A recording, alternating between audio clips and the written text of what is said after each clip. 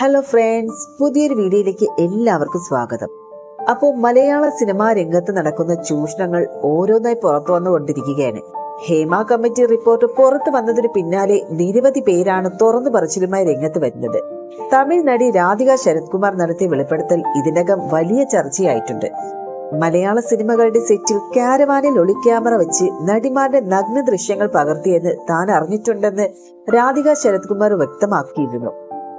ഇപ്പോഴിതാ ആരോപണം ഉന്നയിച്ചതിന് പിന്നാലെ അന്വേഷണ സംഘം കാര്യങ്ങളിൽ വ്യക്തത തേടി വിളിച്ചതായെന്നും നടി രാധിക ശരത് കുമാർ. എന്റെ സിനിമയുടെ സെറ്റിലാണോ ഇത്തരത്തിലൊരു അനുഭവം ഉണ്ടായതെന്ന് ചോദിച്ച് മോഹൻലാലും വിളിച്ചിരുന്നു. ആ സംഭവം നടക്കുമ്പോൾ പ്രധാന താരങ്ങൾ ആരും അവിടെ ഉണ്ടായിരുന്നില്ല. ഒളിക്യാമറ ദൃശ്യങ്ങളാണ് സെറ്റിൽ ഉണ്ടായിരുന്നവർ കണ്ടതെന്ന് മനസ്സിലാക്കിയതോടെ ഞാൻ ബഹളം വെച്ചു. നിർമ്മാണ കമ്പനി അധികൃതരെ വിളിച്ച് നടപടിയെടുക്കാനും ആവശ്യപ്പെട്ടു. ദൃശ്യങ്ങൾ ഡിലീറ്റും ചെയ്യിപ്പിച്ചു. വർഷങ്ങൾക്ക് മുൻപുള്ള സംഭവങ്ങൾ വിളിച്ചു പറഞ്ഞ് വിവാദമുണ്ടാക്കുന്നത് എന്തിനാണ് എന്നാണ് ചിലർ ചോദിക്കുന്നത്. എന്റെ ജീവിതത്തിൽ ഉണ്ടായ ഒരു ദുരനുഭവങ്ങൾക്കെതിരെ ഞാൻ അപ്പോൾ തന്നെ പ്രതികരിച്ചിട്ടുണ്ട്. ഹേമ കമ്മിറ്റി റിപ്പോർട്ട് പോലെ പ്രശ്നങ്ങൾ പഠിക്കാൻ പ്രത്യേക സമിതി ഉണ്ടാക്കാനുള്ള തീരുമാനത്തിലാണ് തമിഴ് സിനിമാ ലോകവും. മലയാളത്തിലേതുപോലെ തന്നെ തമിഴകത്തും തെലുങ്ക് സിനിമാ ലോകത്തും നടിമാർ വലിയ പ്രശ്നങ്ങൾ നേരിടുന്നുണ്ട്.